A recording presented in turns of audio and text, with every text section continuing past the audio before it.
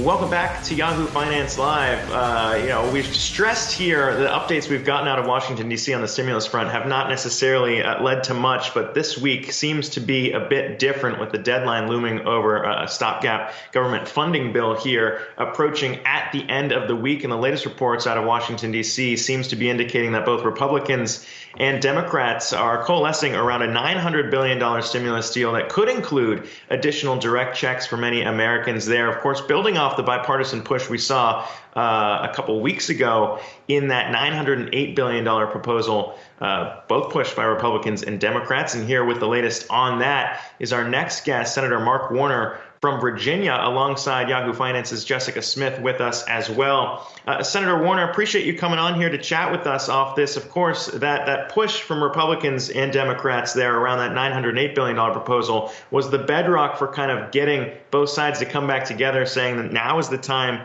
for something like this before the holiday break. So talk to me about where you see kind of both sides coming together on this and what we should be expecting to see in the final package.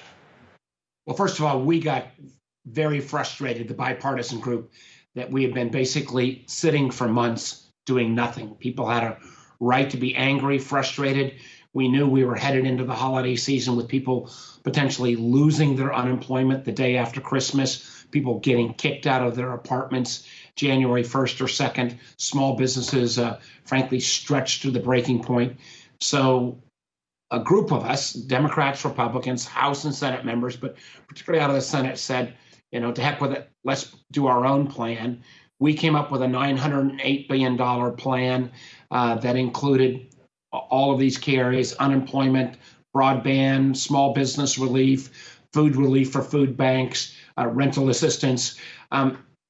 We could not get to the final point in terms of two issues, which were, one, assistance for state and local government.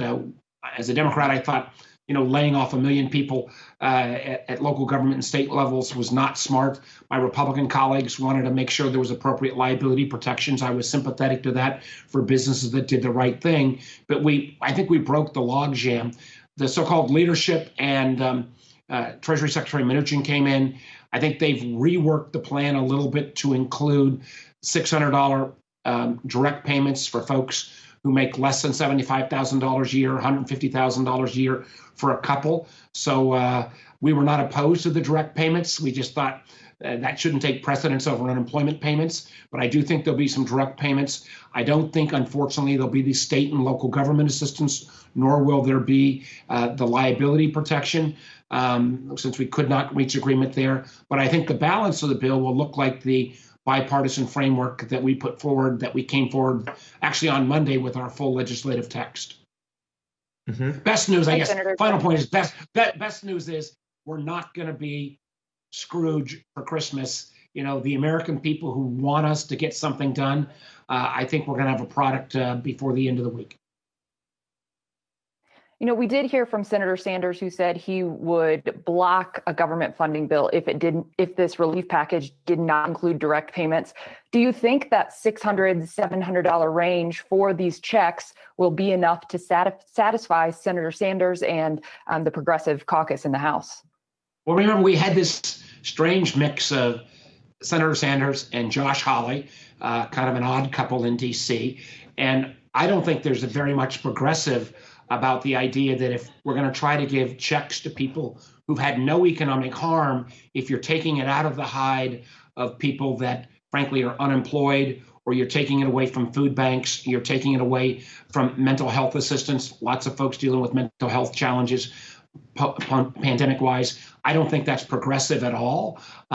So if there was if in some imaginary world we could have added checks on top without taking away the targeted relief to those most in need, I'd be all for that. Unfortunately, I think if we end up with this package, it will have checks at a smaller amount. But the price of that was, frankly, taking away any and all assistance to state and local governments, which, by the way, have laid off 1.5 million cops, firefighters, teachers already because they've got enormous budget shortfalls. I'm not sure that was the right policy choice, but if we get ourselves to the finish line, so be it. But I guess Senator Sanders will have to answer to those governors and mayors who saw their assistance taken away. Senator, when you think about how the negotiations have progressed over the last few months or so, there seemed to be a thinking among the Democratic leadership, at least, to hold out for something bigger instead of going for a smaller package in anticipation of something more. And you highlighted those two key issues that Republicans and Democrats did hold out for. One is liability protections, the other state aid. That's not included in this bill. So should we be looking at this as a stopgap measure that could, in hopes of getting a bigger stimulus done in the new session with the new administration? How are you looking at that possibility? Well, let's break that down. I mean, I think we need state and local government assistance. I think there's also a legitimate case to be made for appropriate liability protections for businesses that did the right thing. I'm disappointed we couldn't finally bridge that gap. But to somehow say this bill, which is going to be close to $900 billion, this will be the second largest financial package in American history. This package is bigger than the TARP relief after the 2008 crisis, not as big as the CARES package last March. But even in Washington speak, $900 billion is a lot of money. When President Biden comes in, I would obviously am open to additional stimulus or additional funding. But I don't think anyone should look down their noses at a $900 billion relief package coming for a 4-month period in the midst of this crisis. I know the leadership is working on finalizing this package. Have you heard what some of the sticking points that they're still trying to hammer out are? Well, I am concerned that there may have been some willingness to take away some of the increased unemployment benefits. I mean, my feeling is, this ought to be targeted to those people in need, those folks who, for the first time in their lives, are in, at a food bank, those folks who are in jeopardy of losing their homes, those small businesses that have frankly exhausted all their resources. And I think part of that are for folks that are unemployed. We wanted to make sure we continued not only traditional unemployment, but the unemployment for the gig workers, independent contractors. And while this unemployment bump up is not at the level it was in the first CARES bill, we did think that $300 a week, similar to what President Trump had proposed in the fall, was a good compromise. I will be disappointed if the price of some of those stimulus checks to people who've not seen any economic harm is less money for the unemployed.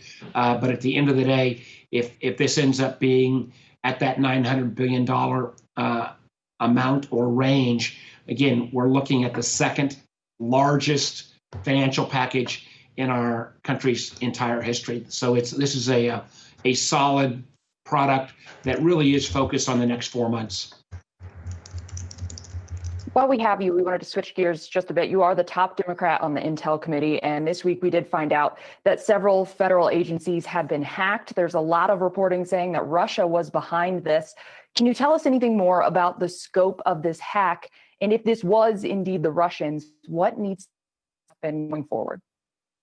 Well, first of all, I think it is clear that this was a nation state. I don't think our government has made a formal attribution, but a nation state like Russia clearly has been, whether it's been trying to hack into our elections, whether it's been, hacking into people's personal account and releasing that information in a way that's detrimental, again, during our election process. These are Russian tactics, and they are cheap and extraordinarily effective. I sometimes feel like, we spend too much time investing in tanks and ships and planes when the battlefield of the 21st century will continue to be cyber and protection of intellectual property. And Russia is very good in this area. I think we need frankly, a liability regime. We need a national data breach standard. So there is a requirement for reporting. The reports are not only have we seen our national government agencies penetrated, but we've also seen one of the world-class organizations, FireEye, which is candidly one of the best cyber security organizations in our country, penetrated as well. And I do want to give FireEye a shout out because they did report the hack as soon as it was discovered. Too often, governments or private sector companies don't want to report their penetrations. That leaves us more vulnerable. One thing that is also curious on this issue is while Mr. Trump is out tweeting away about elections fabrications, he has still not made a critical comment about Russia, about their potential hacking of a number of our key government agencies. And that is more than a little bit disappointing. Yeah, no question. The issue of cybersecurity, one you will continue to focus on as the co-chair of the Senate Cybersecurity Caucus. Senator Mark Warner, it's great to have you on today. Really appreciate your time. And our thanks to Jessica Smith as well for joining in on the conversation. Thank you all.